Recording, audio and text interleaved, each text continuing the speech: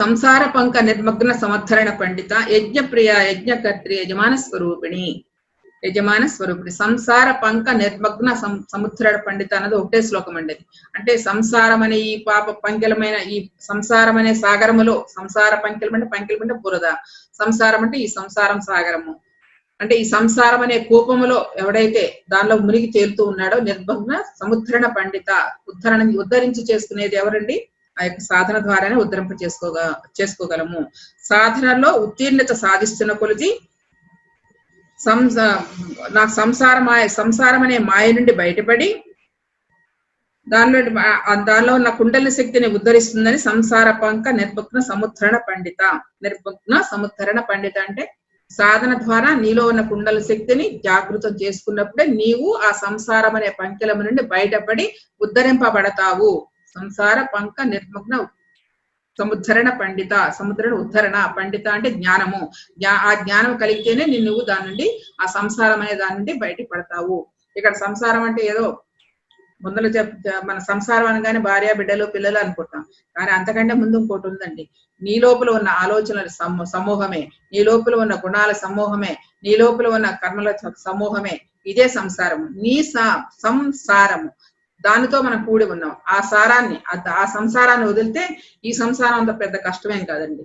నీ లోపల ఉన్న ఆ సంసారాన్ని వదలారు, అది వదిలితే ఇది చాలా తేలిగ్గా ఉంటుంది. అది సంసార పంక నిర్మగ్న సముద్రణ పండిత అంటే ఆ జ్ఞానము కలిగిన వ్యక్తి ఎవరైతే ఉన్నారో సాధన ద్వారా తనలోని ఉన్న కుండలి శక్తిని జాగృతం చేసుకుని ఆ యొక్క శక్తిని ఊర్ధముఖ ప్రయాణం చేసినప్పుడు, ఆ యొక్క శక్తితో అనుసంధానం అయినప్పుడు ఆ సంసారం అనే బురద నుండి, సంసారం అనే పంకెల నుండి బయటపడతాం.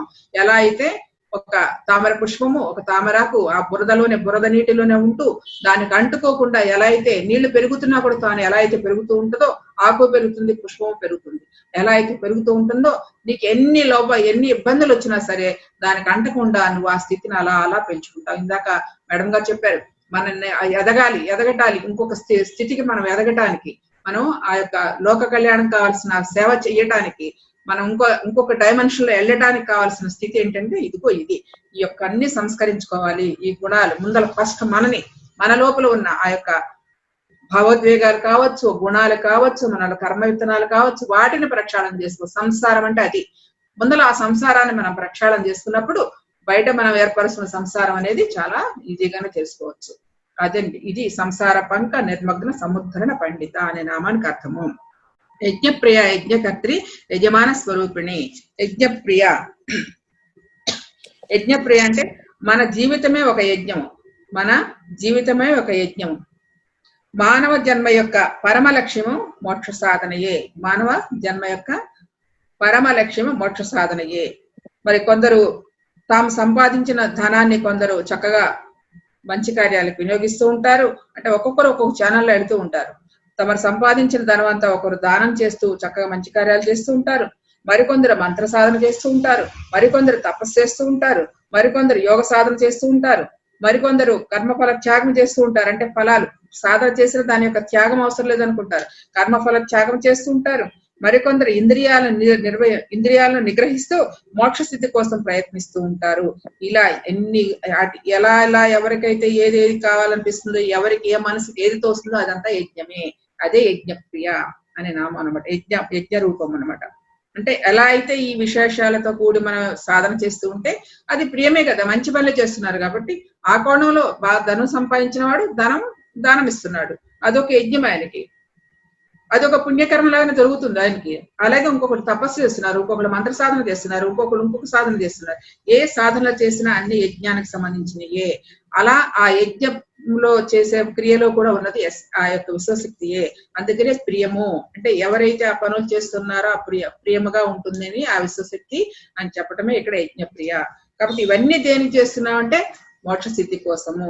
మానవుని యొక్క పరమ లక్ష్యం ఏంటి? మోక్ష సిద్ధి, జనన మరణ చక్రం నుండి విడుదలవ్వటము, ఆ మోక్షము పొందటము, మరలా తిరిగి భూమిపైకి రాకుండా ఉండటము, మానవ జన్మతో పని లేకుండా ఉండటము, మన పూర్ణాత్మతో అనుసంధానం అవటము, మన పూర్ణాత్మతో ఐక్యం అవటము, ఇదే పరమ లక్ష్యము. సో ఈ పరమ లక్ష్యం అనే సాధనతో ఈ యజ్ఞాలన్నీ ఎవరికి అనుసంధానమై ఉంటుందో ఆ అనుసంధానం చేసుకుంటూ సాధన చేస్తూ ఉంటారని చెప్పడం ఇక్కడ.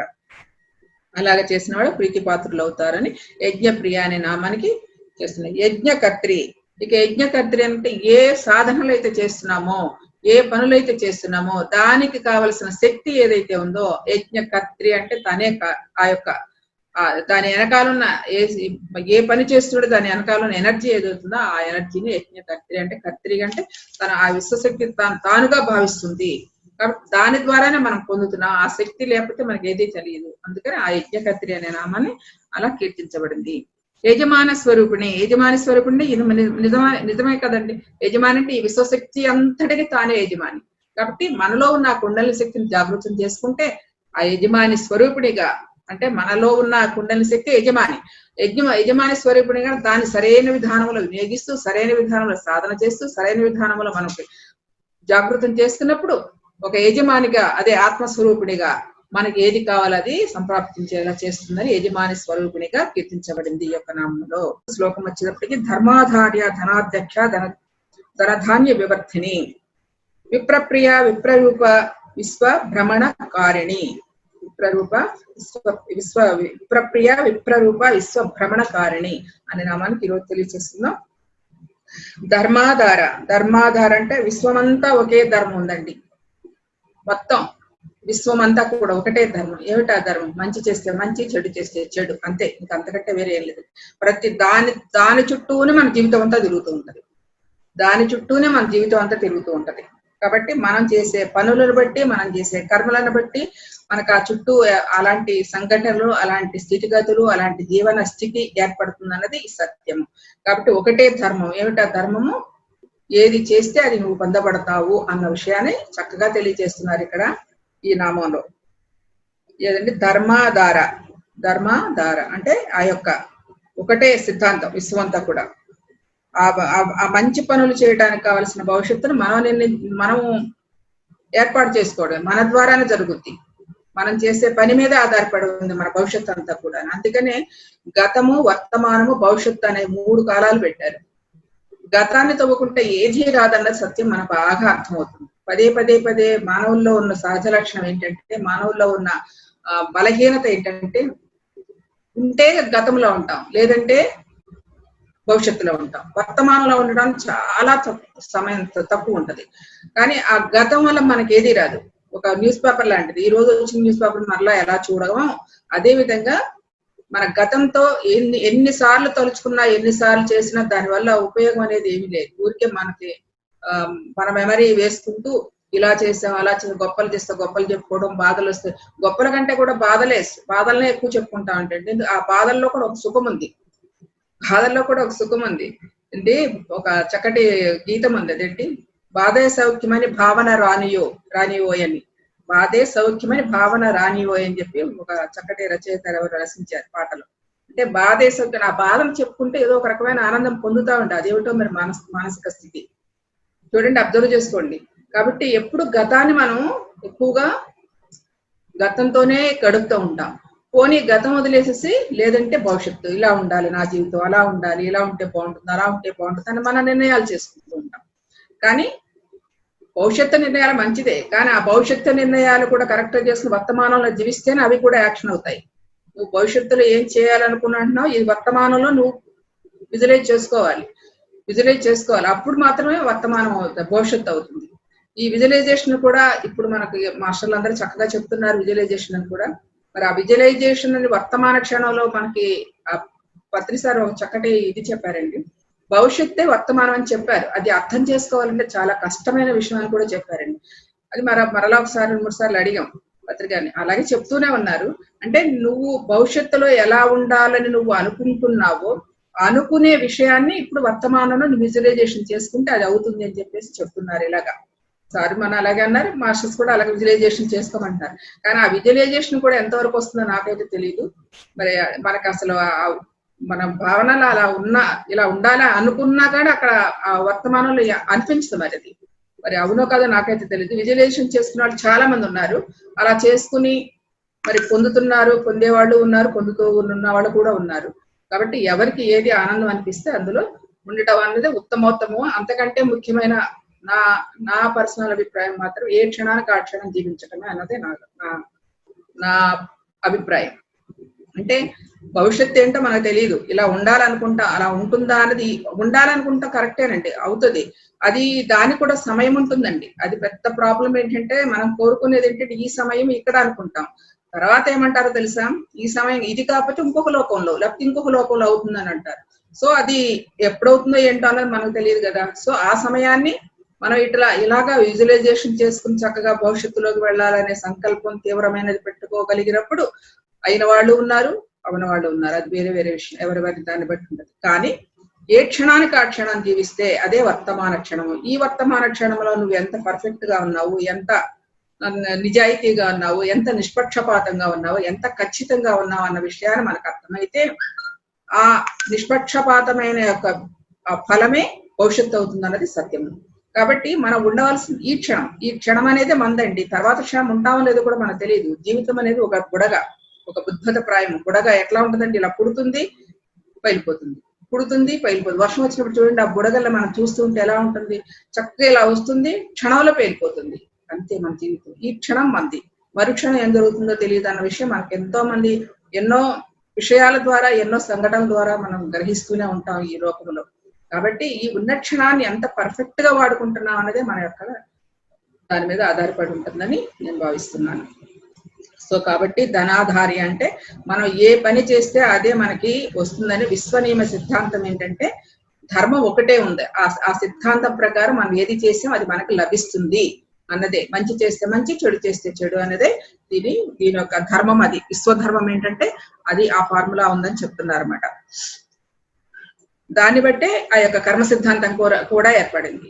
కర్మ సిద్ధాంతం కూడా ఎలా ఏర్పడిందంటే మనం చేసే పనులను బట్టి మంచి అయితే మంచి కర్మలు వస్తాయి, చెడు చేస్తే చెడు కర్మలు వస్తాయి.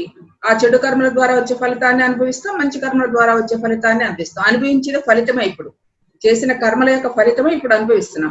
ఈ ఫలితం అనుభవిస్తూ మళ్ళీ మంచి కర్మలు చేస్తామో ఏ కర్మలు చేస్తామో అనేది మన యొక్క స్వీయ ధర్మంను బట్టి ఉంటుంది. కానీ దీన్ని బట్టే మనకు వచ్చే ఫలాలు కూడా అన్న విషయాన్ని బాగా గుర్తెరగాలి. ఇది ధనాధార్య. ధర్మాధ్యక్ష, ధనాధ్యక్ష మానవ జీవన సమరంలో అనేక ఫలితములు కోరే కర్మలు చేస్తూ ఉంటాం. ఏంటంటే మానవ జీవితంలో ఏది కూడా మనం ఫలము లేకుండా మనకి ఇది కావాలని కోరికతోనే చేస్తూ ఉంటాం. అందులో ఇలా ఉంటారు. ఎలాగంటే ఆర్తులు ఎట్లా ఉంటారు, ఆర్తులు అంటే కష్టాల్లో సుఖాల్లో దేవుణ్ణి కోరుకుంటారండి. అది కావాలి ఇది కావాలని చెప్పేసి ఆ కర్మలు ఆశిస్తూ ఉంటారు. ఆర్తులు అంటే దుఃఖంలో ఉన్నవారు. అలాంటి వారు మనకి అప్పుడు దుఃఖం వచ్చినప్పుడు ఏం జరుగుతుంది, ఎందుకు ఇలా జరిగింది ఏంటి అని చెప్పి దేవుణ్ణి అలా ప్రార్థిస్తూ ఉంటారు అన్నమాట. అది ఆర్తులు. తర్వాత అర్థార్థులు అంటే ఐశ్వర్యాన్ని కోరతారు. మాకు చాలా ధనం ఉంటే చాలా బాగా పనులు చేస్తామను, లేకపోతే ఇంకా మంచిగా ఉంటామని చెప్పి వారి కోరిక అది. ఆర్తులు, అర్థార్థులు. అలాగే జిజ్ఞాసులు అంటే దైవం గురించి తెలుసుకోవాలనే తపన, దైవం గురించి తెలుసుకోవాలని ఒక ఆరాటము, ఒక తపన కలుగుతూ ఉంటుంది. వారిని జిజ్ఞాసులు అంటారు. ఇక తర్వాత వచ్చిన వారు జ్ఞానులు అంటే ఏం జరుగుతుంది, ఆత్మదర్శన సాక్షాత్కారం అంటే ఆత్మ సాక్షాత్కారం పొందాలని తీవ్రమైన తపనతో ఉంటారు. ఈ 4 రకాల వాళ్ళు కూడా ఆర్తులు, అర్థార్థులు, జిజ్ఞాసులు, జ్ఞానులు అనేవారే ఈ యొక్క దీనిలో ఉంటారు. అదే ధనాధ్యక్ష అంటే ఈ మానవ జీవన విధానాన్ని జీవించేటప్పుడు ఇలాంటి కోరికలతోనే ఉంటారు. ఎవరెవరు ఏ దానిలో ఉన్నారనేది మనకే తెలిసిపోతూ ఉంటుంది. అది దాని యొక్క నామానికి అర్థం. అలాగా తర్వాత కాబట్టి ఏమేమి ఫలితములు కోరుతున్నారో ఆయా ఫలములకు ఇచ్చే శక్తినే ధనాధ్యక్ష అన్నారు. ధనధాన్య వివర్ధని అంటే ధనము ధాన్యము 2 ఉండాలి కదండి.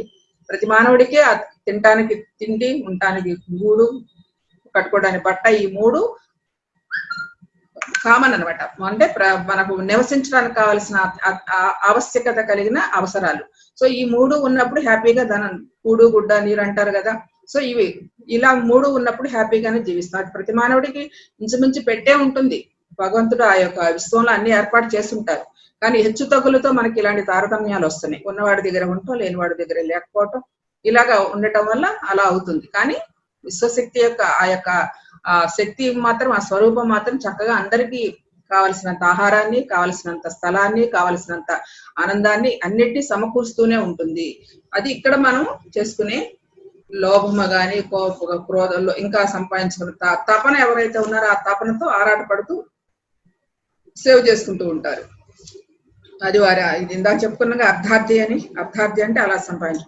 కాబట్టి మినిమం ఏంటంటే ధనధాన్యం అంటే ఈ రెండు ఉండవలసిందే అని చెప్పిన. అలా అలా ఉండే స్థితి అమ్మ చేసింది, ఆ ఏర్పాటు చేసింది అని ఈ యొక్క ధనధాన్య అనే నామానికి అర్థం అనమాట. విప్రప్రియ విప్రరూప. విప్రప్రియ అంటే విప్రులు అంటే వేదాంగముల సారములన్నీ సరి వారి యొక్క అనుభూతి పరంగా తెలుసుకున్న వారిని విప్రరూప అంటారు, విప్రప్రియ అంటారు. విప్రప్రియ అంటే ఆ యొక్క సకల వేదాంతముల సారములను, సకల వేదముల యొక్క ఉపనిషత్తుల సారము కావచ్చు, వేదముల సారమే కావచ్చు, భగవద్గీత సారమే కావచ్చు, పురాణ సారమే కావచ్చు, ఇలా సకల వేదాంగముల యొక్క సారాన్ని ఎవరైతే అనుభూతితో తెలుసుకున్నారో వారిని విప్రులు అంటారు, వారిని విప్రప్రియ. అలాంటి చేసే వారిని విప్రప్రియ అని చెప్తారనమాట.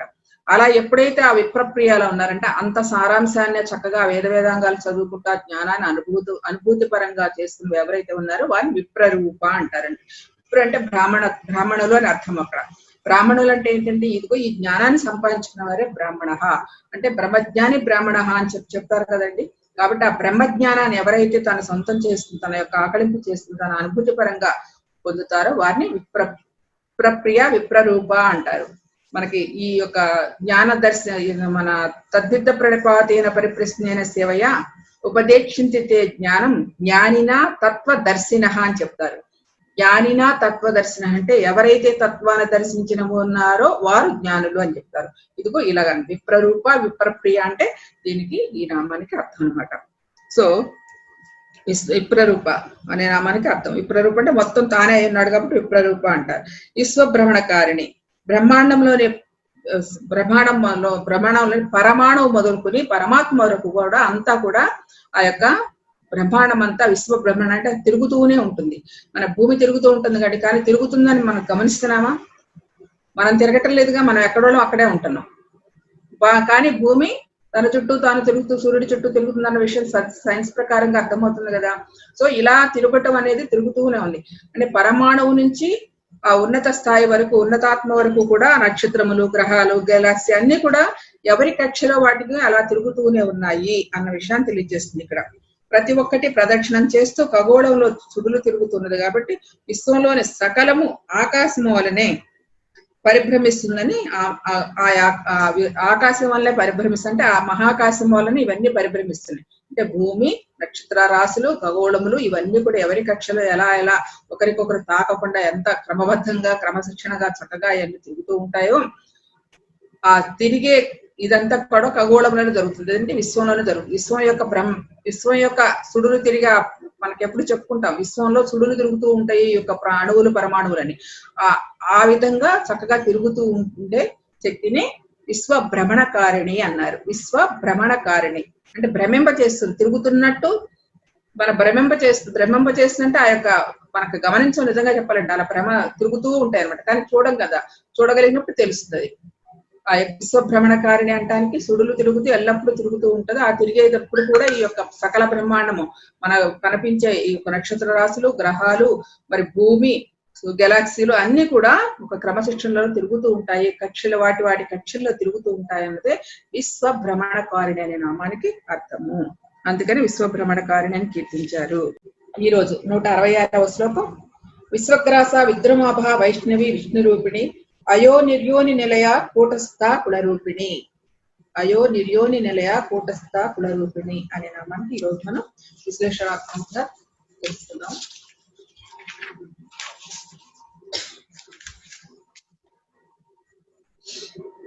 విశ్వగ్రాస గ్రాసం అంటే ఆహారం, గ్రాస అంటే ఆహారం అనమాట. సో విశ్వగ్రాస అంటే ఈ ప్రళయ కాలమున మనం ప్రళయం సంభవించినప్పుడు మొత్తం తమలోకి తీసేసుకునేది విశ్వగ్రాస అంటే ఆహారముగా ఆ యొక్క శక్తి తీసేసుకుంటుంది. సృష్టి స్థితి లయలు అనుకున్నాం కదండి. ఆ లయకారం వచ్చినప్పుడు, లయస్థితి వచ్చినప్పుడు మొత్తం సమస్తాన్ని కూడా తనలోకి ఆవాహన చేసుకునేది విశ్వగ్రాస. మరి ఈ ప్రళయ కాలములందు ఎవరెవరి కర్మలు ఎలా ఉన్నాయో అలానే అదే పద్ధతులు అలాగే ఉంచేసి ఏమాత్రము వాటిని కరిగించకుండా, భస్మం చేయకుండా, కదిలించకుండా అలానే ఉంటాయన్నమాట. అలానే ఉన్న ఆ యొక్క కర్మలు అంటే ఎవరి కర్మలు వారు, ఎవరి ఏ స్థితిలో కర్మలు ఉన్నాయో ఆ కర్మలు అలాగే ఆ భస్మం చేయకుండా కరిగించుకోకుండా ఎలా ఉన్నాయి అదే విధంగా ఆ యొక్క లయం జరుగుతుంది. అయితే తిరిగి పునఃస్పృష్టి జరిగేటప్పుడు మరి మరలా వారి కర్మానుసారం మనకి ఆ యొక్క జన్మలు తీసుకుంటారు అని చెప్తాం అనమాట. అంటే దీన్ని బట్టి ఏమర్థమవుతుంది మనకి, ఎన్ని వేల జన్మలు తీసుకున్నా ఎన్ని యుగాలు అవుతున్నాయో అన్నది యుగాల పర్యంతం అవుతుంది అన్న విషయం మనకు అర్థమవుతుంది. అంటే మన కర్మ యొక్క పరిపక్వత, కర్మలు కూడా ఆ లయమైన స్థితిలో కూడా మన ఏమి తగ్గవు, మన ఏమి భస్మం అవటల్లా, మన ఏమి ప్రక్షాళన అవటల్లా ఆ లయములో అలా లయమైపోతున్నాయి. ఆ లయకారక స్థితిలో లయమైపోతున్నాయి. మరలా పునఃస్పృష్టి జరిగినప్పుడు ఆ కర్మలు ఎలా ఉన్నాయో, మనకి ఎవరి వ్యక్తిగత కర్మలు ఎలా ఉన్నాయో ఆ విధంగా మళ్ళా పునఃస్పృష్టి జరిగినప్పుడు మళ్ళా ఆవిర్భవిస్తే ఆ కర్మలతోనే ఆవిర్భవిస్తున్నాం అన్న విషయం తెలియజేస్తుంది ఈ నామం. ఎంత గొప్పదండి చూడండి. దానికి ఉదాహరణగా మనకి చూడండి, ఇప్పుడు మనం ప్రజెంట్ లో యుగాల తర్వాత కూడా ఎలా జన్మలు తీసుకుంటారు అన్నది మనకి ప్రజెంట్ గా ఇప్పుడు కనపడుతుంది. మన సీతాయనములో దీనా మరియా మేడం, మరి యశోధర గురించి, ఆ తర్వాత యశోధర ఇప్పుడు బుద్ధుడు గురించి చెప్తున్నారు. బుద్ధుడు గురించి కొత్త పుస్తకం ఇంకోటి వచ్చింది, కొత్తది కాదు పాతదే. బుద్ధుడు జీసస్ ఇద్దరు ఒక అతను పేరేదో ఉందండి, ఆయన దగ్గరకు వచ్చి వాళ్ళిద్దరు కూడా ఫ్రెండ్స్ అంట, స్నేహితులట. ఇద్దరు స్నేహితులు వచ్చి వాళ్ళ మెసేజ్లు ఇస్తున్నారు. ఆ కాలంలో ఇద్దరు కలిసి వాళ్ళు పొందిన అనుభూతుల పరంపరని అతనికి షేర్ చేసుకుంటున్నారు. ఇప్పుడు భద్రసారి అది మనకి మెసేజ్ రూపంలో ఇస్తున్నారు, రోజు కూడా రైట్ వర్కర్స్ దానిలో పెడుతున్నారు అనమాట. అంటే ఇప్పుడు దీన్ని బట్టేనే మనకు అర్థమవుతుంది కదా, అంటే లయము చేసేటప్పుడు ఎవరెవరి కర్మానుసారం మళ్ళా ఆ జన్మలు తీసుకుంటున్నారా అన్న విషయం కూడా సాక్షాత్తు మనకి ఇప్పుడు బాగా అర్థమవుతోంది. ఎన్ని యుగాలు జరిగిపోయినా మరలా వస్తున్నాం అన్న విషయము అన్నది చాలా స్పష్టంగా అర్థమవుతుంది దీన్ని బట్టి. ఒక సీతాయనములో మరి ఆ యొక్క దీనామరియా కావచ్చు, మళ్ళీ ఎన్ని జన్మలు తీసుకున్నారు మధ్యలో, కొన్ని వందల జన్మలు తీసుకుంటారు. సో తీసుకుని మళ్ళా ఈ సమయానికి ఇప్పుడున్న ఎనర్జీ సిస్టమ్ కి, ఇప్పుడున్న వాతావరణానికి, ఇప్పుడున్న పరిస్థితులకి, భౌగోళిక పరిస్థితులకు అనుగుణంగా మళ్ళా ఇప్పుడు జన్మ తీసుకుని అలా చెప్తూ ఉన్నారు. అలాగే మరి అశ్వత్థామ కూడా అప్పటి నుంచి కూడా వాళ్ళ శాపవశానే కావచ్చు, ఆయన అంతే ఎప్పుడు ఉంటానే ఉంటాడు, ఆయనకి లైమ్ అయిపోవటం లేదు అని చెప్తా ఉంటారు. అలాగే పైలట్ బాబా చరిత్రలో మనం దాన్ని చూడొచ్చు, మనం ఆ యొక్క విశేషం. అలాగే మన పురాణాల్లో కూడా ఆయనకి ఇచ్చిన శాపం అలాంటిది. సో దీన్ని బట్టి మనకి ఏమర్థం అవుతుందంటే, ఇన్ని ఉదాహరణ మనం చూస్తున్నామంటే మన లయమైన స్థితిలో కూడా ఎవరి కర్మలు వారు దాన్ని బట్టే లయం చేయకుండా, కరిగించుకోకుండా, ప్రక్షాళన చేయకుండా అలాగే లయమైపోయినప్పుడు మరలా పునరుత్పత్తి జరిగినప్పుడు మరలా ఆయా కర్మలు ఎలా తీసుకున్నారో, ఎలా రావాలనుకున్నారో అలాగే వస్తారన్నది ఈ యొక్క విశ్వక్రాస అనే నామానికి అర్థం అనమాట. అంటే తిరిగి అలా ఆవిర్భవింప చేస్తాయి. విశ్వశక్తి ప్రళయకాలమున బ్రహ్మాండమునంతటిని ఎలా ఉన్నదానిని అలాగే లయం చేస్తుంది అని దానినే విశ్వక్రాస అనే నామానికి అర్థం. అయితే యోగ సాధకులు శక్తి జాగృతమై ఊర్ధ్వగతిని ప్రయాణించి సహస్రారములో చక్కగా ప్రతిష్ఠితమైనప్పుడు, సమాధి స్థితి కలిగినప్పుడు తన చుట్టూ ఉన్న ప్రపంచం మాయమై, చూడండి సాధన పరిపక్వత పరిపూర్ణత పొందిన వాళ్ళు స్థితి ఎలా ఉంటుందంటే, ఆ యొక్క సాధన ఉత్తీర్ణత పొందినప్పుడు ఆ యొక్క సమాధి స్థితిలో ఉన్నప్పుడు, వాళ్ళు సమాధి స్థితిలో ఉన్నప్పుడు తన చుట్టూ ఉన్న ప్రపంచం అంతా మాయమైపోయి కేవలం ఆత్మదర్శనం మాత్రమే కలుగుతుంది. అంటే చుట్టూ ఉన్న ప్రపంచం కనపడుతుంది, మన యొక్క ఆత్మ సాక్షాత్కారం అంటారు కదండి, ఆత్మ సాక్షాత్కారమే కనపడుతుంది. అలా కొంత పరిణితి చెందిన తర్వాత చుట్టూ ఉన్న ఆ ఆత్మను కూడా, అంటే చుట్టూ ఉన్న ఆ యొక్క ప్రపంచంలో ఆత్మను దర్శించగలడు. ఆ తర్వాత ఇంకొంచెం మనకి ఇంకా ఆయన ఉత్తీర్ణత అయిన తర్వాత ఆ కనిపించే ప్రపంచం ఉండదు, తాను ఉండడు, ఉన్నది ఒకటే ఆ యొక్క మమేకమైన స్థితే ఉంటుంది. అంటే ఉత్తీర్ణుడైన కొలది తన నుండి తన ఆత్మ సాక్షాత్కారం పొంది తర్వాత చుట్టూ ఉన్న వారిలో కూడా ఆత్మదర్శనం చేసుకుంటూ ఉత్తీర్ణమైన తర్వాత ఇక తాను ఉండడు, ఎదుట ఉన్నది ఉండదు, మొత్తం తానే అయిపోతుంది. అంటే ఆ యొక్క విశ్వశక్తితో మమేకమపై తానే ఆ యొక్క స్వరూపుడుగా మారతాడన్న విషయాన్ని తెలియజేస్తుంది ఇది. అది విశ్వగ్రాస అనే నామానికి. అంటే సాధకుడుగా సాధన పరిపూర్ణత పొందినప్పుడు కలిగిన అనుభూతిని ఈ విధంగా చెప్పారు. మామూలుగా విశ్వగ్రాస అనే నామానికి సృష్టి స్థితి లయకారకమైనప్పుడు లయమైనప్పుడు ఎలాంటి స్థితి జరుగుతుంది అన్న విషయాన్ని, మళ్ళా పునఃసృష్టి జరిగినప్పుడు మరలా వాళ్ళు ఎలా వస్తారో అన్న దానికి అర్థము. ఇది సాధకుడులో పరిపూర్ణ స్థితిని కలిగినప్పుడు జరిగే అనుభూతి అన్నమాట ఇది. కాబట్టి ముందు తను తాను సాక్షాత్కరింప చేసుకుంటాడు, తర్వాత చుట్టూ ఉన్న వారిలో కూడా ఆత్మదర్శనం చేయగలుగుతాడు, తర్వాత కొంత సమయానికి ఆ యొక్క ఆత్మదర్శనం కూడా అయిపోయి తానే అయిపోతాడు అనమాట అంతాను. అదే సర్వము విశ్వమే అనే ఆత్మదర్శనం కలుగుతుంది. ఈ స్థితిని విశ్వగ్రాస అని సాధకుడిలో కూడా అని అనుభూతి చెందుతాడని చెప్తున్నారండి హయగ్రీవ మహర్షుల వారు. విద్రుమాభావం అంటే ఆ సాధకుడు పరిపూర్ణ స్థితిలో వెళ్ళినప్పుడు ఒక పగడపు రంగులో మారతాడని చెప్పి దీని యొక్క అర్థం. ఇది యోగు హయగ్రీవాచార్య చెప్పిన అర్థం అనమాట. విద్రమాభ అంటే పగడపు రంగులో ప్రకాశిస్తాడంట. అంటే తన యొక్క శక్తి, తనలోని ఉన్న కుండలిని శక్తి జాగృతమైనప్పుడు ఆ యొక్క ఇంతకుముందు అరుణకాంతులతో అని చెప్పుకున్న అరుణకాంతులే పగడపు కాంతులు అని చెప్తున్నారు అన్నమాట ఇక్కడ. సో వైష్ణవి విష్ణు రూపిణి. విష్ణు అనగా సకల అణువణువును, విష్ణువు అనగా అంతటా వ్యాపించి ఉన్నది. మనకి విష్ణు సహస్రనామాలు చెప్తారన్న విశ్వం విష్ణు వర్షట్కారో వ్యాప్తి అని చెప్తారు కదా. సర్వత్రా వ్యాపించి ఉన్న విష్ణు వ్యాపితమైనది ఏదైతుందో ఆ యొక్క విష్ణు తత్వాన్ని అక్కడ తెలియజేస్తున్నారు అనమాట. ఈశావాస్యోపనిషత్తులో ఈశత్వం అంతటా వ్యాపించి ఉందని ఎలా చెప్పుకుంటున్నామో, పేర్లు మార్పు తప్ప ఉన్నది అదే చైతన్యము, ఉన్నది మూల చైతన్యమే. కాబట్టి అంతటా వ్యాప్తి ఉన్న చైతన్యం ఏదైతే ఉందో దాన్ని వైష్ణవి అన్నారు. అంటే అణువులోనూ అంతర్యామిగా ఉన్న శక్తిని వైష్ణవి అని చక్కగా విష్ణువు యొక్క శక్తిని ఇక్కడ చూపించారంట. అందుకే చూడండి భగవద్గీతలో కూడా చక్కగా చెప్తారు కదండి, అయమాత్మ గుడాకేశ సర్వభూత శయస్థిత.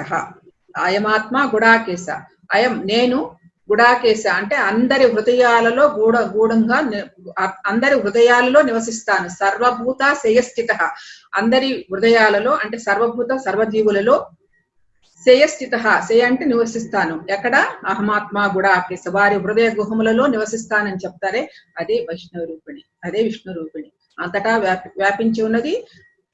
సాధకుల హృదయాలలో కూడా గుహ్య రూపంలో ఉన్నదే వైష్ణవి విష్ణు రూపిణి అని ఇక్కడ తెలియజేస్తున్నారండి.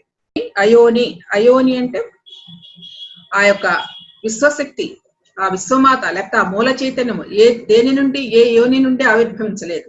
తన మూల చైతన్యం యొక్క ఇచ్చ చేత, మూల చైతన్యం యొక్క సంకల్పము చేత తను ఆవిర్భవించింది. కానీ ఎలాంటి యోనుల ద్వారా ఆవిడ బహిర్గతం కాలేదు, బయట ప్రసవించలేదు అని ప్రసవత్రి అనే నామంలో కూడా చెప్పుకున్నాం. కాబట్టి అయోని అంటే ఏ యోనిల ద్వారా ఆవిడ ఆవిర్భవించల, తన ఇచ్ఛ చేత, తన శక్తి చేత, తన సంకల్పము చేత తన నుండి తాను ఆవిర్భవించింది అని అయోని అనే నామానికి అర్థం.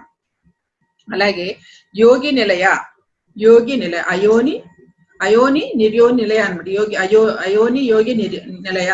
యోగి నిలయ అంటే ఇక్కడ యోని నిలయ అంటే 84 లక్షల జీవరాశులు ఉన్నాయి. 84 లక్షల జీవరాశులు, ఒక్కొక్క జీవరాశి ఒక్కొక్క విధానంగా ఒక్కొక్క విభిన్న రీతులతో ఆ యొక్క జీవాలన్నీ ఉన్నాయి, జీవరాశులు ఉన్నాయి. అన్ని విభిన్న రీతులతో, విభిన్న పద్ధతులతో, విభిన్న ఆకారాలతో ప్రతి జీవి కూడా వారి యోనుల నుండే ఉద్భవించినవి అని చెప్పటం ఇక్కడ.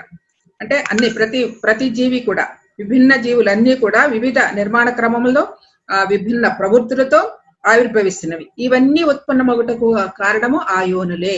కాబట్టి ఆ యోనులు ఎంతో శక్తివంతమైనవి, శక్తి ప్రధాతమైనవి, ఉత్పత్తి స్థానము అని చెప్పడమే ఇక్కడ. యోని అనగా ఉత్పత్తి స్థానము. అమ్మకు ఉత్పత్తి స్థానం లేదు, ఆ మూల చైతన్యానికి ఉత్పత్తి స్థానం లేదు, తానే తన ఇచ్ఛ చేత ఆవిర్భవింప చేసుకుంది. కానీ ఈ యొక్క ప్రపంచంలో, ఈ యొక్క ఆవిర్భవించిన ప్రపంచంలో 84 లక్షల జీవరాశులు కూడా ఒక్కొక్క వివిధ రకాల విభిన్న రీతులలో ఉంటూ, విభిన్న ఆకృతులతో ఉంటూ, విభిన్న తత్వాలతో ఉంటూ వారి యోనుల ద్వారా ఆ యొక్క యోనుల ద్వారా ఆవిర్భవించినాయి. కాబట్టి ఇక్కడ యోని అనేది చాలా శక్తివంతమైంది, ఉత్పత్తి స్థానము అన్న విషయాన్ని ఇక్కడ తెలియజేస్తుంది. యోని నిలయ అని అన్నారన్నమాట. అది అంతటి ఆ యొక్క ఆ అమ్మవారి స్వరూపంలో కూడా ఆ పంచాశత్పీఠ రూపాలలో యోని నిర్యోని నిలయ అని ఉంటది కదా. యోని నిలయ అంటే ఆ యోని స్థానం పడిన చోట కూడా ఒక చక్కటి శక్తి స్థానం. అది మనకి అస్సాంలో కామాఖ్య టెంపుల్ అండి. చాలా ఆ పవిత్రమైనది, చాలా గొప్ప పేరున్నది. అక్కడికి ఇప్పటికీ మనకి ఋతుస్రవం జరిగినప్పుడు ఆ 3 days ఆ ఆలయం కట్టేస్తారని కూడా మనకి తెలియబడుతుంది. అలాగే మన ఆంధ్రప్రదేశ్ లో వైజాగ్ దగ్గర దేవీపురం అని ఒకటి ఉంది. ఇంతకుముందు మీకు చెప్పాను దాని గురించి. ఆ దేవీపురంలో కూడా సేమ్ కామాఖ్య టెంపుల్ ఎలా ఉంటుందో అలాంటి టెంపుల్ ఇక్కడ కూడా ఉందన్నమాట. సేమ్ అదే రూపంలో. అంటే ఇక్కడ ఒక అద్భుతం జరిగి ఒక సైంటిస్ట్ ఉన్నారు, ఆయన కూడా ఒక సైంటిస్ట్. మరి ఏ జన్మ సంస్కారం ఏమో తెలీదు. ఆ తల్లి త్రిపుర సుందరి చిన్నపిల్లగా వెళ్ళి ఆయన కలలో కనపడి అదే పనిగా నాకు టెంపుల్ కట్టని చెప్పేసి వచ్చేదట. ఆయనకి కలలో కనపడి, నేను టెంపుల్ కట్టడం ఏంటి, ఆయనకు అసలు ఏ సంస్కారాలు తెలియదు, వేదాలు జరగటం కానీ ఇవన్నీ కానీ ఏం తెలియదు. మామూలుగా సైంటిస్ట్ ఉద్యోగం చేసుకుంటున్నాడు. కానీ ఆయన్ని పట్టుకుని అమ్మ అలా అలా అలా అడుగుతుంటే కొన్నాళ్ళకి ఏంటి ఇది విషయం అని చెప్పేసి ఎవరో మహా పండితుడిని అడిగితే ఇది మీకు సంబంధించిందే చెయ్యండి అని చెప్పి అలా అలా మొత్తానికి లాక్కెళ్ళబడింది. ఆ బాలా త్రిపుర సుందరి ఆయన వేలు పట్టుకుని ఎక్కడైతే ప్రదేశం చూపించిందో ఆ ప్రదేశంలో ఎలా కట్టాలి ఏంటనేది ఏ రోజుకు ఆ రోజు ఆవిడికి ఆయన కలలో కనపడో లేకపోతే కలలో కనపడేది, అంటే ఆ దృశ్యంలా కనపడేది. ఆ దృశ్యాన్ని పక్కన ఉన్న చిత్రకారుడు లేకపోతే ఆ యొక్క శిల్పికి చెప్పేవారు అనమాట. ఆ విధంగా అలా ఆలయం ఏర్పడిందండి కామాఖ్య టెంపుల్ దేవీపురంలో. ఎప్పుడైనా ఎవరైనా వచ్చినప్పుడు తప్పకుండా వెళ్ళి చూడండి. ఆ అస్సాంలో కామాఖ్య టెంపుల్ ఎలా ఉంటుందో అది కూడా ఇప్పుడు అలాంటి టెంపులే. అది ఒక దైవ కృపతోనే జరిగింది అది. సో యోని అంటే ఈ యొక్క యోని శక్తి పీఠస్థానం, అంటే శక్తి స్థానము, ఉత్పత్తి స్థానము. ఇదే కదండి ప్రపంచానికి ఈ జనులంతా ఎలా వచ్చారు, ఇలా ఇంత ఉత్పత్తి ఎలా జరుగుతుంది. సో ఆ యొక్క అంత శక్తి క్షేత్రం అది. దాని ఒక మర్మస్థానముగా చూసుకునే కంటే ఉత్పత్తి స్థానముగా ఒక దైవ కార్యము చేసే, సృష్టి కార్యం చేసే ఆ యొక్క స్థానముగా గుర్తించినప్పుడు దాని విలువ ఏంటో, పవిత్రత ఏంటో తెలుస్తుంది. అది అమ్మ యొక్క ఆ యొక్క శక్తి స్థానమున అయో నిర్యోని నిలయ అని ఆ యొక్క నామానికి అర్థం.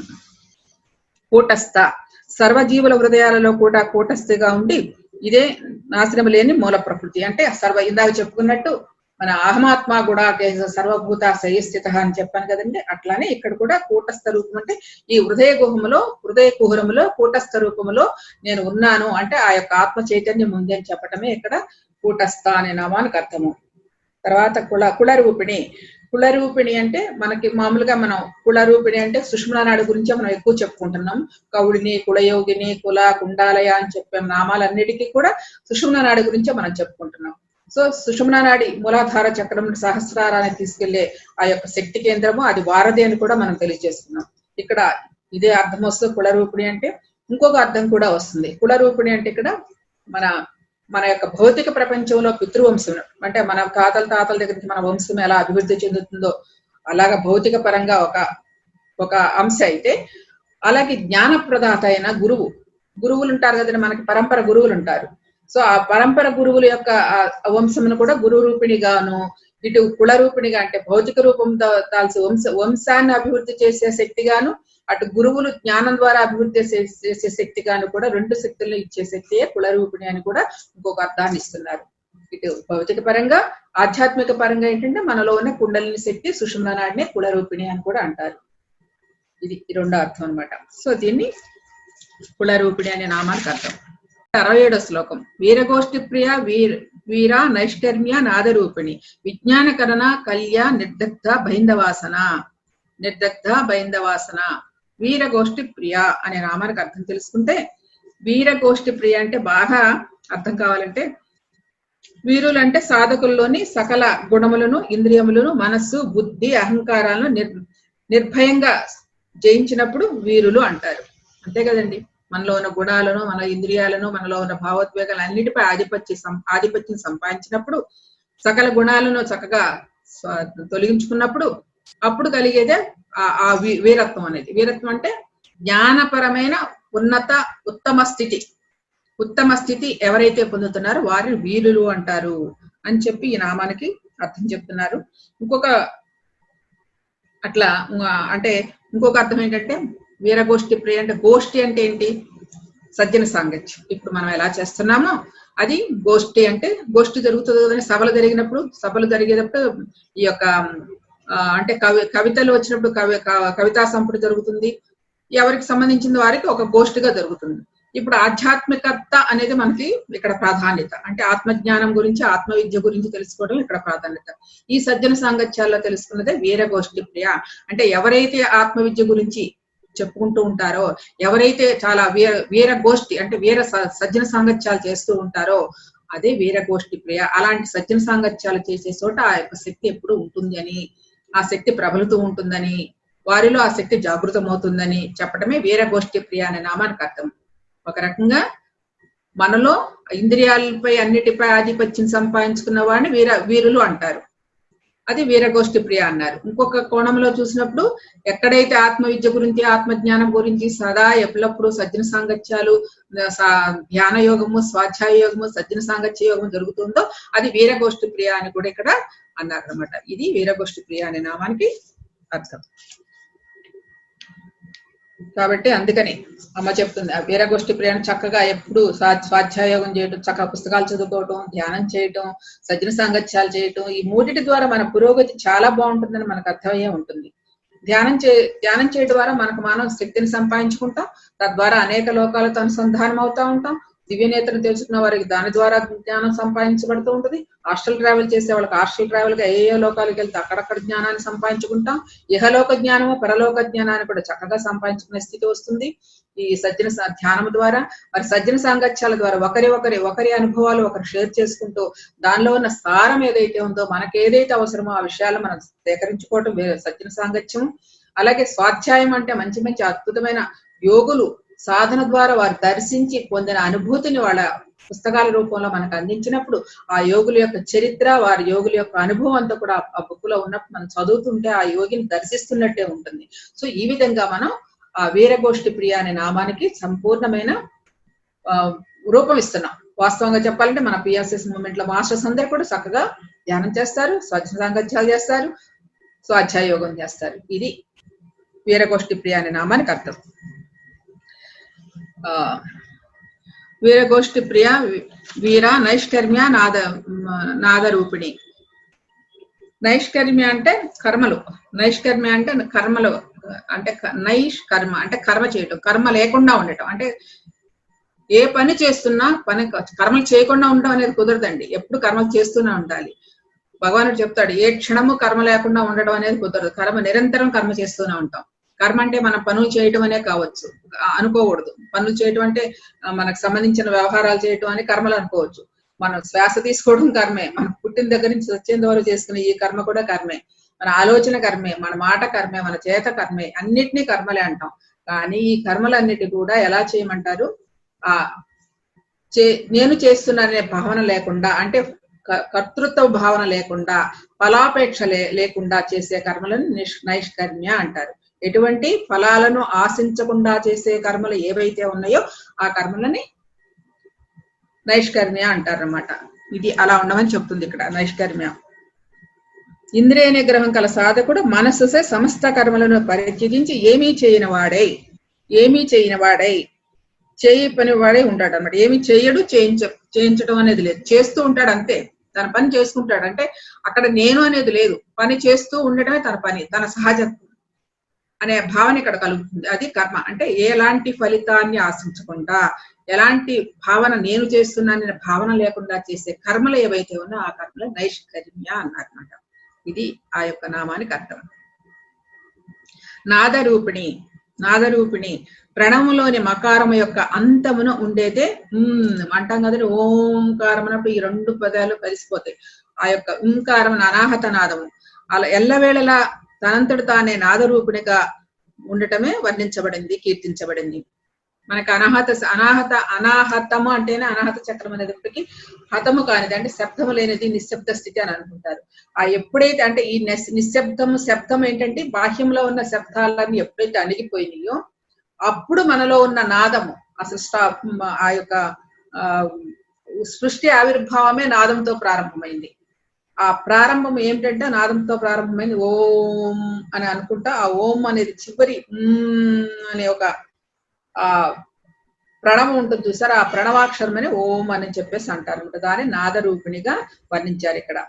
మనకి ప్రశాంతమైన, మీకు చాలా బాగా తెలుస్తుంది. మీ ఏరియాలో కూడా మీకు చక్కగా మీకు ఎలాంటి సౌండ్స్ ఇబ్బందులు ఏ ఉండవు కాబట్టి చాలా చక్కగా మీరు వినొచ్చు, ఆ సౌండ్ ని అనుభవించవచ్చు. నేను బాగా ఎంజాయ్ చేసేదాన్ని మీ ఊర్లో ఉన్నప్పుడు. సో ఎప్పుడు అలా తిరుగుతూనే ఉంటది ఆ నాదాన్ని. అది అలా నిర్జన ప్రదేశాల్లో వెళ్ళినప్పుడు ఏకాంతంగా దాన్ని మనం గమనిస్తుంటే అదే నాద రూపిణి అని చెప్తున్నారు అన్నమాట. విజ్ఞాన కలన కల్య బైందవాసన. విజ్ఞాన కలన కల్య అంటే బ్రహ్మజ్ఞానం కలగజేసేదే బ్రహ్మాండంలోని ప్రతి అణువు గురించి. విజ్ఞాన కలన జ్ఞానము, ఎన్లైటన్మెంట్, దివ్య జ్ఞానము. ఈ దివ్య జ్ఞానం ప్రకాశం కలగజేసేదే విజ్ఞాన కలన. ఎలా వస్తుంది అది? సో బ్రహ్మాండంలోని ప్రతి అణువు గురించి అనుభవపూర్వకమైన జ్ఞానం కలగటం వలన సాధకుడు విజ్ఞాని అవుతాడు. అందుకని విజ్ఞాన కలన కళ్యాణి చక్కగా కీర్తించబడదు. అంటే ప్రతి అణువు నుండి మొత్తం అన్ని సమస్తము సకలము అంతా అర్థమైనప్పుడు. అందుకే శ్రీమాతలో మనకు చెప్తున్నామండి. ఫస్ట్ శ్రీమాతలో శ్రీమాత అంటే ఏంటి? సృష్టి స్థితి లయలను ఒక చెప్పుకున్నా, శకార రకార మకారములు ఈకారం అని చెప్పుకున్నా, అకార ఇకార ఉకారములు చెప్పుకున్నా. శ్రీమాత అంటే సకల శక్తివంతము, సకల జ్ఞానవంతము, సకల వ్యాప్తము. సకల శక్తివంతము, సకల జ్ఞానవంతము, సకల వ్యాపితము అని చెప్పేసుకున్నాం. అంటే శక్తి ప్లస్ జ్ఞానము ప్లస్ వ్యాపితము. సో ఈ మూడిటి కలయికే శ్రీమాత. అదే మనలో ఉన్నది. శ్రీమాత అంటే మనలో ఉన్న ఆ లలితా త్రిపుర సుందరి, కుండలిని శక్తియే శ్రీ లలితా త్రిపుర సుందరి. ఆ శక్తినే మనం ఆవిర్భవం చేసుకోవటం చేసేది. కాబట్టి విజ్ఞాన కలన అంటే సకల జ్ఞానము, సకల శక్తివంతము, సకల జ్ఞానము. అంటే సర్వత్రా అణువు నుండి ఉన్న జ్ఞానాన్నంతా కూడా మనం సంప్రాప్తించుకుంటా అని చెప్పడమే విజ్ఞాన కలన కళ్యాణ నామానికి అర్థం. విదగ్ధ అంటే ఆత్మదర్శనం పొందాలంటే పరిపూర్ణ కాంక్షతో సాధన చేయవారికి ఆ శక్తి తగిన నైపుణ్యతను కలుగు చేస్తుందని విదగ్ధ అనే నామం యొక్క అర్థం అనమాట. అంటే నువ్వు ఎప్పుడైతే తపనతో ఆ యొక్క సాధన చేస్తూ ఉంటావో, ఎలాంటి ఉపద్రవాలు కలగకుండా, ఎలాంటి ఆటంకాలు కలగకుండా నేను ముందుకు తీసుకెళ్లే శక్తి ఏదైతే ఉందో ఆ శక్తిని విదగ్ధ అన్నారు. విజ్ఞాన కలన కల్య విదగ్ధ. బైందవాసన. బైందవాసన అంటే సాధకుడు పరిణితి సాధించాలంటే పైన చెప్పిన మనం ఏదైతే అనుకున్నా ఆ గుణములే కాక ఆజ్ఞాచక్రంపై ధ్యానిస్తూ క్రమంగా సహస్రారంలోని బిందువుపై అత్యంత ఏకాగ్రతతో కూడిన ధ్యానం చేస్తూ అందులో లయమొగటమే సాధించాలి. అదే బైందవాసన అనే నామానికి అర్థం. ఇది మనం రోజు చేస్తూనే ఉన్నాం. చక్కగా మన ధ్యానంలోకి వచ్చినప్పుడు మూలాధార చక్రం నుంచి మన యొక్క సాధన మొదలుపెట్టి నెమ్మదిగా అన్ని చక్రాలు దాటుకుంటూ ఆ సహస్రార స్థితిలో ఆ యొక్క సహస్రారంలో ఉన్న కేంద్ర బిందువు ఏదైతే ఉందో ఆ కేంద్ర బిందువుపై మనం ధ్యానిస్తున్నప్పుడు అక్కడ లయమవుతున్నాం. ఆ అనుభూతిని మనం రోజు పొందుతున్నాం. అది బైందవాసన అనే నామానికి అర్థం. అంటే మూలాధారం నుంచి షట్చక్రాలు దాటుకుంటూ చక్కగా ఆ యొక్క శక్తిని సహస్రారంలో స్థితమైనప్పుడు ఆ బిందువు సహస్రారంలో ఉన్న కేంద్ర బిందువు ఏదైతే ఉందో దాన్నే బైందవు అంటే బిందువు అని. ఆ బిందువులో ఎవరైతే నివసిస్తూ ఆనందంగా ఉంటారో దాని వారిని బైందవాసన అని చెప్తున్నారండి. ఇది నామానికి అర్థం. ఈ యొక్క నామం వీరగోష్ఠి ప్రియ, వీర నైష్కర్మ్య నాదరూపిణి, విజ్ఞానకరణ కల్య విదగ్ధ బైందవాసన అనే శ్లోకానికి అంతరార్థం ఈరోజు తెలుసుకున్నాం. ధ్యానం చేద్దాం మిత్రులారా. ఇప్పటి వరకు విన్న విషయాల్ని చాలా చక్కగా ఆకలింపు చేసుకుని ఒక్కసారి రిమైండ్ చేసుకుని మీ సబ్ కాన్షియస్ మైండ్ లోకి పంపించేయండి. అలా రిమైండ్ చేసుకుని వదిలేయండి. ప్రశాంతంగా ఎలాంటి ఆలోచనలు లేకుండా హాయిగా ప్రశాంతంగా కూర్చోండి. ఏ థాట్స్ వద్దు, ఏ ఆలోచనలు వద్దు. మనలో జరిగే ఉచ్ఛ్వాస నిశ్వాసాలను గమనిస్తూ ఉండండి. కేవలం శ్వాస గమనింపే ధ్యాన సాధన. సరళమైంది, సహజమైంది, తేలికైంది, శక్తివంతమైంది, ప్రశాంతమైనది, అద్భుతమైన ఫలితాన్ని ఇచ్చేది ఆ యొక్క సరళ రాజ యోగ మార్గాన్ని మనం అవలంబిస్తున్నాం. సహజమైన రాజయోగ ప్రక్రియ కేవలం శ్వాసపై ధ్యాస. శ్వాస గమనింపే మనం చేయవలసిందల్లా. శ్వాసతో కూడి ఉండటమే మనం చేయవలసింది. శ్వాసను గమనిస్తూ ఉంటే నెమ్మదిగా మన యొక్క శ్వాస చిన్నదవుతూ భ్రూమధ్యములో స్థితమవుతుంది. ఆ యొక్క భ్రూమధ్యములో స్థితమైనప్పుడు ఆలోచన రహిత స్థితి సంభవిస్తుంది. మనోశూన్యత ఏర్పడుతుంది. యోగ చిత్త వృత్తి నిరోధ అన్నారు పతంజలి మహర్షి. యోగం అనగా చిత్తములోని వృత్తులన్నీ రహితమైన స్థితి. మనోశూన్యతే భావరహిత స్థితియే. ఆ యొక్క స్థితిలో శూన్యమైనప్పుడు, మనసు శూన్యమైనప్పుడు అద్భుతమైన విశ్వమయ ప్రాణశక్తి మనలోనికి ఆవాహన చేస్తుంది. తద్వారా శరీరం అంతటా ఆ యొక్క శక్తి ప్రవాహం జరిగి నాడీ మండలాన్ని శుద్ధి చేస్తుంది. నాడీ మండల శుద్ధి ద్వారా సంపూర్ణ ఆరోగ్యము, మానసిక ప్రశాంతత పొందుతాము. ఇది ప్రాథమికంగా జరిగే ప్రతి ఒక్కరికి జరిగే అత్యంత అద్భుతమైన లాభము. ఇలా నిరంతర ధ్యాన సాధన ద్వారా మన యొక్క ఆధ్యాత్మిక అనుభవాల పరంపర కూడా మనకు అనుభూతి చెందుతాము.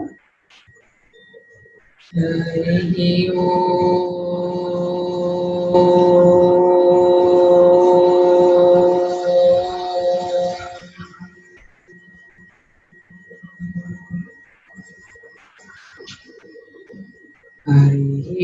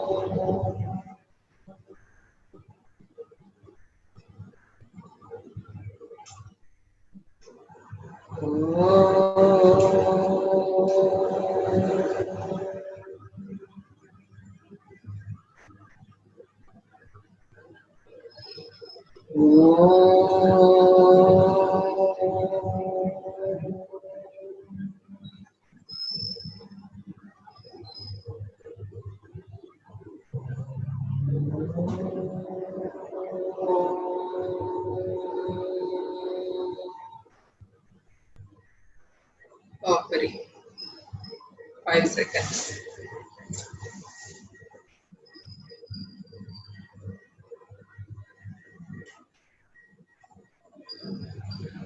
Five, 4, 3, 2, 1.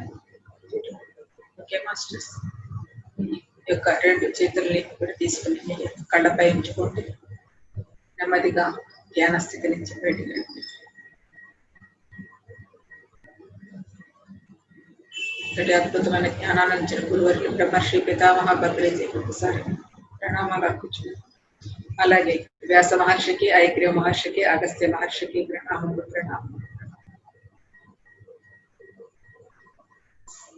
మన అందరిలో ఉన్న ఆత్మస్వరూపుడిగా ఉన్న ఆ యొక్క లలిత పరమేశ్వరికి, ఆ జగన్మాతకి ప్రణామాలు. సర్వే జనా సుఖినో భవంతు, సర్వే జనా సుఖినో భవంతు, సర్వే జనా సుఖినో భవంతు. శాంతి శాంతి శాంతి.